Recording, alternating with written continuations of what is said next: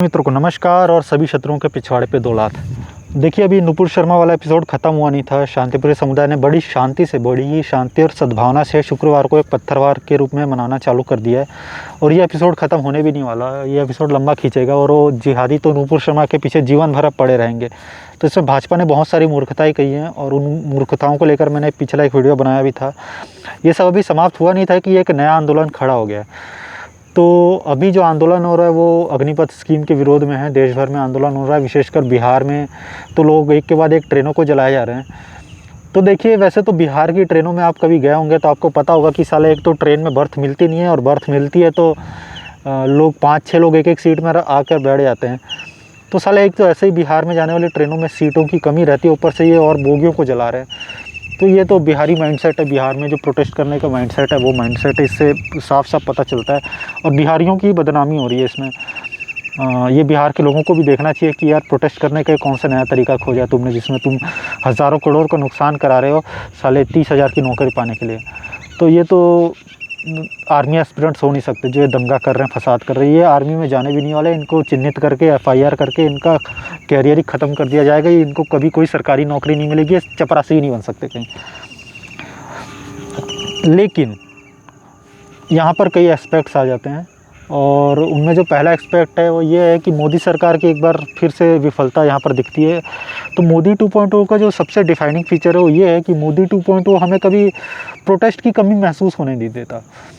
जो CA आंदोलन से, जो CA के विरोध में जो आंदोलन से जो प्रोटेस्ट प्रारंभ हुए, उसके बाद से एक के बाद एक हमें बड़े प्रोटेस्ट मिलते ही गए। तो मोदी 2.0 का जो सबसे इम्पॉर्टेंट जो डिफाइनिंग फीचर है वो ये है कि हम भारत के लोग और न्यूज़ चैनल वाले कभी बोर नहीं होते। उनको एक के बाद एक नए प्रोटेस्ट मिलते रहते हैं और हर आंदोलन के साथ साथ आंदोलनजीवी भी नए मिलते रहते हैं। और अब तो ऐसा हो गया कि साले एक ही आंदोलनजीवी हर आंदोलन में जा जाकर अपनी रोटियां सेक रहे हैं। जैसे राकेश टिकैत अभी अग्निपथ के विरोध में ट्रैक्टर मार्च करने का ऐलान कर चुके हैं। तो मोदी जी ने स्वयं एक रोज़गार स्कीम खोल रखा है जिसमें वो नए आंदोलन खड़े करते रहते हैं और इन आंदोलन में जो आंदोलनजीवी उनका कमाई भी चलता रहता है, उनका जीवन भी चलता रहता है।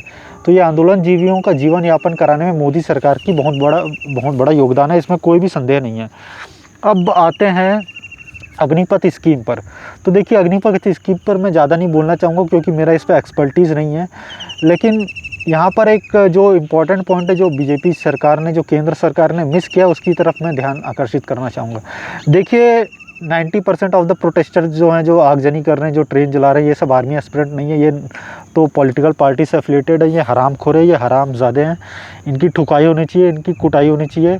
और इनमें अगर कोई सरकारी नौकरी का एस्पिरेंट है तो उसे आप मेरे पास लाइए, मैं उसको सरकारी नौकरी दिला दूंगा फिज़िकली डिसेबल्ड कोटे में। उसकी ऐसी खातिरदारी करी जाएगी कि वो फिज़िकली डिसेबल्ड कोटे में सरकारी नौकरी आराम से पालेगा। तो जो भी ऐसा जो दंगा फसाद कर रहा है, जो ट्रेन वेनें जला रहा है, उनको आप मेरे सामने लाइए और अच्छे से उसकी खातिरदारी करेंगे और उसको सरकारी नौकरी भी दिलाएंगे फिज़िकली डिसेबल्ड कोटे में। अब चलते हैं जो लैंड माइन्स हैं, जो गलतियां कर रही है मोदी सरकार और लैंड माइन्स पे जाकर कूदते जा रही है एक के बाद एक, उस पर चलते हैं। तो गलतियां नंबर 1 जो उन्होंने सबसे बड़ी गलती की वो है CA आंदोलन के समय। जो CA के विरोध में आंदोलन चल रहा था, CA एक बहुत ही इम्पोर्टेंट स्टेप था। बांग्लादेश और पाकिस्तान में और अफ़गानिस्तान में हिंदुओं के साथ क्या हो रहा है ये तो आप सभी को पता ही है। अभी सिख गुरुद्वारे में अटैक हुआ अफ़गानिस्तान में, वहाँ से सिख भाई हमारे भाग कर आना पड़ रहा है उनको। और ये खालिस्तानियों की, तो खालिस्तानी CA का विरोध कर रहे थे। इन खालिस्तानियों की औकात जो सिविलियन से उनको मारने में ये अपनी बहादुरी दिखाते हैं, वो जाकर तालिबान से लड़ने में इनकी गांड फट जाती है। तो सिखों का बुरा हाल है अफ़गानिस्तान में, पाकिस्तान और बांग्लादेश में हिंदुओं का बुरा हाल है। तो CA बहुत ही एक ज़रूरी विधेयक था, बहुत ही इंपॉर्टेंट स्टेप था, लेकिन उसको विरोध करके दुनिया भर की नौटंकी फैला रहे थे। और जो CA का विरोध करने वाले थे वो सब जिहादी तत्व और वामपंथी तत्व उसमें सम्मिलित था, खालिस्तानी तत्व उसमें सम्मिलित था, जो कि बीजेपी का कोर वोटर है ही नहीं, जिसका इलेक्शन से कोई लेना देना नहीं है, जो कभी भी बीजेपी को चुनाव जितवा नहीं सकते। तो बीजेपी को करना क्या चाहिए था, केंद्र सरकार को विशेषकर ये जो आंदोलन दिल्ली में चल रहा था, इसको 2 घंटे के अंदर इनको निपटा देना था। शाहीन बाग में जो आंटियाँ बैठी थी, इनके ऊपर ये फव्वारा मारता, ये 2 मिनट में सब बुर्का वाली आंटियाँ भाग जाती। जो हज़ारों करोड़ का नुकसान हुआ वो नहीं होता। जो 53 लोग निरपराध लोग, नहीं उसमें तो शांतिप्रिय समुदाय के दंगाई भी थे, जो तो 53 लोग मरे थे उसमें जो 16 निरपराध हिंदू मरे थे, वो हिंदुओं की मृत्यु नहीं होती।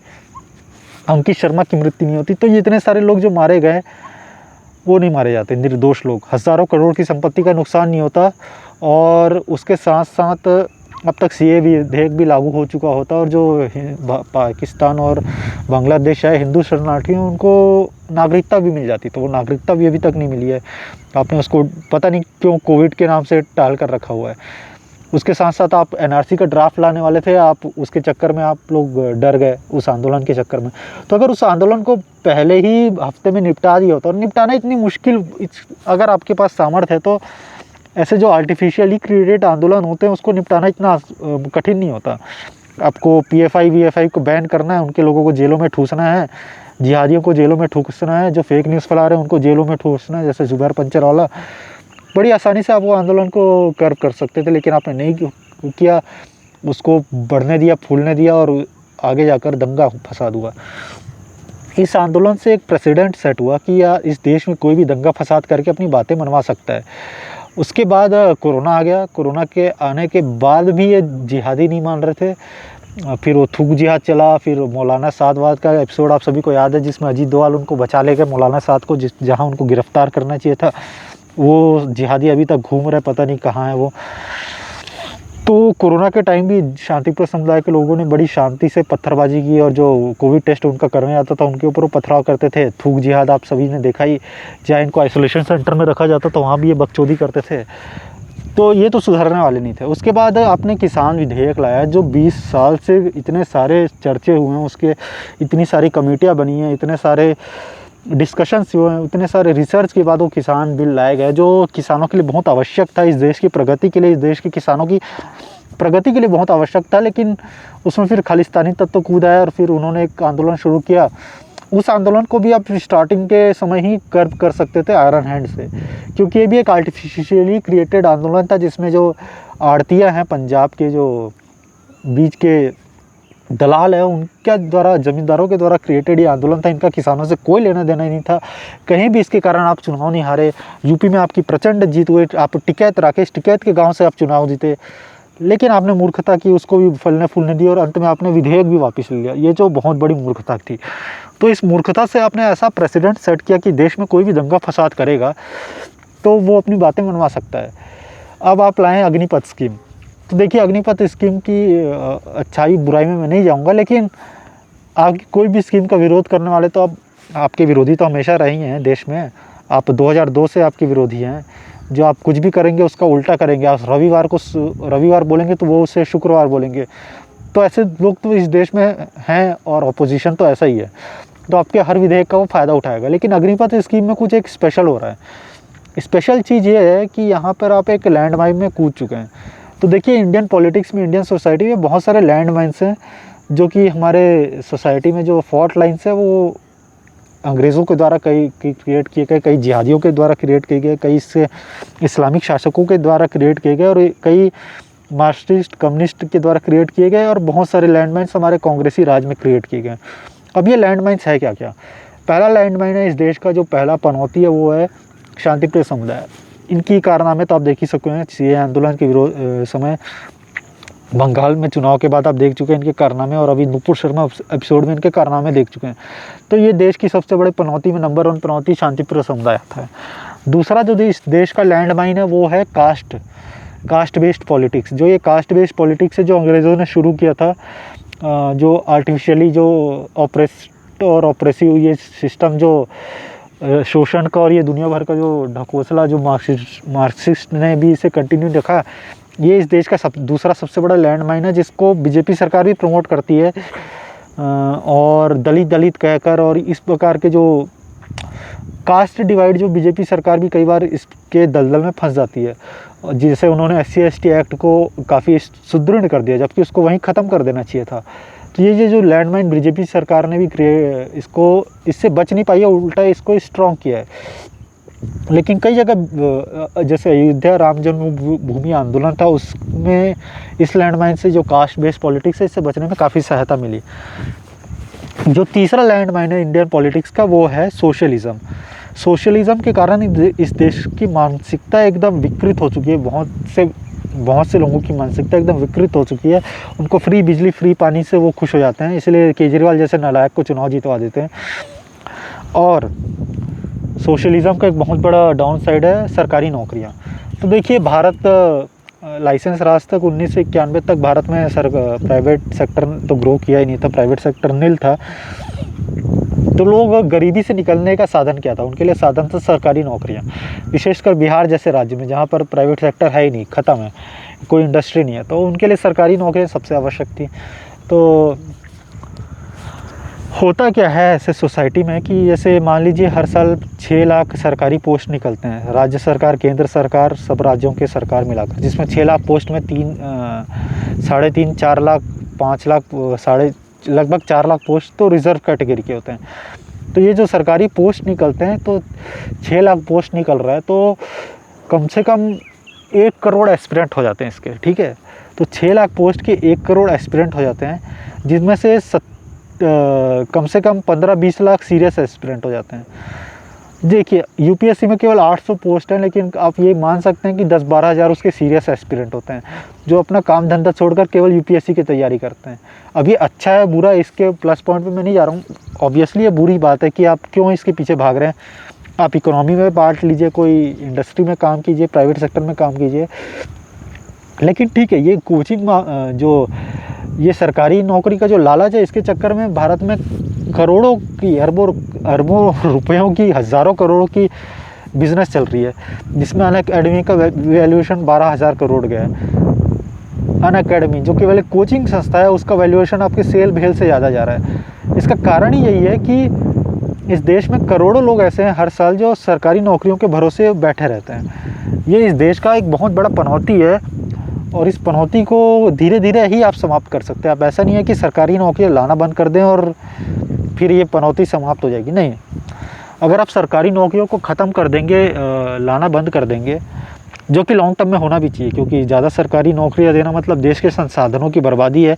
इन 1 करोड़ के चक्करों में 30 करोड़ लोग गरीब हो जाते हैं, क्योंकि 1 करोड़ को पालने के लिए 30 करोड़ के लाख रिज़र्व लगते हैं। अगर वो रिज़र्व हम प्राइवेट सेक्टर में थोड़ा भी इन्वेस्ट करें, तो वो 1 करोड़ के बजाय 10 करोड़ को रोज़गार दे सकते हैं।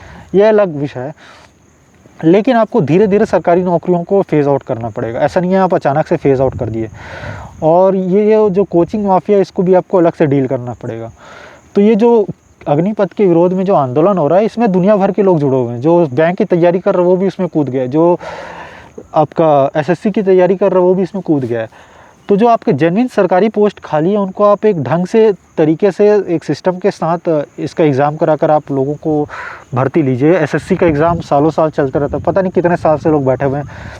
तो लोगों का समय बर्बाद आप मत कीजिए। सरकारी एग्ज़ाम के लिए जो सरकारी तंत्र आपका है, वो एक नंबर का खच्चड़ और कछुआ छाप है, जो एक ढंग से एग्ज़ाम नहीं करा सकता। तो हो सके तो आप एग्ज़ाम को प्राइवेटाइज़ करा दीजिए, किसी एजेंसी को दे दीजिए कि आप ही भैया एग्ज़ाम कराइए, हमसे नहीं हो पा रहा है। क्योंकि आपसे एग्ज़ाम तो हो नहीं पा रहा है, आप लोगों की भर्तियाँ समय पर नहीं ले पा रहे हैं। अगर आपके पास फाइनेंशियल क्रंच है, तो आप मिनिस्ट्री ऑफ माइनॉरिटी अफेयर जैसे फालतू की मिनिस्ट्री को आप हटा दीजिए। मिनिस्ट्री ऑफ सोशल जस्टिस में आप इतने पैसे खर्च करते उसको ख़त्म कर दीजिए। लेकिन आप सरकारी नौकरियों को इतनी जल्दी आप फेज़ आउट मत करिए, धीरे धीरे फेज़ आउट करिए। लोगों को प्राइवेट सेक्टर को ग्रो करने दीजिए। जब प्राइवेट सेक्टर ग्रो हो जाएगा, तो लोग आपकी सरकारी नौकरियों पे ऐसे ही आना बंद कर देंगे। और अभी भी बहुत से जगह जैसे जो डेवलपर हैं या एनालिस्ट है, इस टाइप के लोग सरकारी नौकरियों पे अब ध्यान भी नहीं देते, क्योंकि उनका प्राइवेट सेक्टर इतना अच्छा जॉब दे रहा है कि वो सरकारी नौकरियों से उनको कोई लेना देना नहीं है। तो जो अग्निपथ के विरोध में जो आंदोलन चल रहा है, उसमें एक जेन्युइन एलिमेंट भी है। जो ये 6 लाख जो सरकारी नौकरी के पीछे जो 1 करोड़ जो युवा बैठा रहता है ना, इसके भरोसे, ये वो लोग हैं। तो ये जो 1 करोड़ युवा हैं, उनमें से 50 लाख तो ऐसे जो वोट आपका स्विंग कर देंगे। और ये 50 लाख जो हैं, इसके साथ साथ इनके परिवार वाले भी हैं। तो 3-4 करोड़ आपके वोट इधर उधर स्विंग हो जाएंगे इस आंदोलन के चक्कर में, अगर आपने इसको ढंग से हैंडल नहीं किया। तो यही इस वीडियो के माध्यम से मैं वार्निंग देना चाह रहा था कि अगर इस आंदोलन का आपने ढंग से हैंडल नहीं किया, तो आपके 3-4 करोड़ वोट इधर उधर स्विंग मार जाएंगे। विशेषकर बिहार में तो स्विंग मार ही जाएंगे। बिहारी लोग तो सरकारी नौकरी के पीछे एकदम पागल ही हैं। अब ये बिहार को भी देखना पड़ेगा कि क्यों ऐसी दुर्दशा है बिहार की, कि वो सरकारी नौकरी के बिना वहाँ पे कोई साधन ही नहीं है कि वो गरीबी से बाहर निकल सकें। ये एक अलग विषय है और इसमें बिहार के लोगों को ध्यान देना चाहिए। लेकिन मोदी सरकार के लिए एक चेतावनी है कि इस जो लैंड माइन है, जो सरकारी नौकरी के पीछे जो भागते हैं लोग युवा, उन लोगों को आप एक अलग तरीके से, आपको स्पेशल तरीके से उसको हैंडल करना पड़ेगा। और अग्निपथ के प्लस साइड माइनस साइड पे मैं नहीं जाना चाहता, मुझे उसके बारे में ज़्यादा एक्सपर्टीज़ नहीं है। आप उसको ढंग से डिस्कस कीजिए, ढंग से इम्प्लीमेंट कीजिए, अगर करना है तो, नहीं करना तो वापस ही लीजिए। और ये सरकारी जो बहाली है उसको थोड़ा सुचारू रूप से बहाल कीजिए। ऐसा नहीं है कि 3-4 साल लोग तैयारी करो, उसके बाद रिज़ल्ट आता है उस पर कोर्ट केस हो जाता है। ये सब चुतियापे से आप कम से कम सरकारी जो एस्पिरेंट्स हैं उनका समय बर्बाद ना कीजिए। और हाँ, ये जो आंदोलन के नाम पर जो दंगे फसाद कर रहे हैं, इनकी ठुकाई कीजिए। सरकारी संपत्ति को नुकसान, मतलब हमारी संपत्ति का नुकसान है, हमारे जो टैक्स पेयर के पैसे का नुकसान है, हज़ारों करोड़ का नुकसान हो रहा है। तो ये जो नुकसान कर रहे हैं इनकी ठुकाई कीजिए। अगर नीतीश सरकार ठुकाई नहीं कर पा रही है तो राष्ट्रपति शासन लगाइए। ये जो चुतियापे कर रहे हैं ना आप, ये हम कुछ एक्शन नहीं लेंगे, ये नहीं चलेगा। बुलडोज़र वाला एक्शन लीजिए, योगी सरकार वाला। आपके पास तो एक प्रेसिडेंट भी सेट है, जो भी सरकारी संपत्ति का नुकसान पहुंचा रहा है उसके घर बुलडोज़र चलाइए, खुलकर चलाइए। यही मेरा निवेदन है। और इसी निवेदन के साथ इस वीडियो को यहीं विराम देते हैं। जय श्री राम।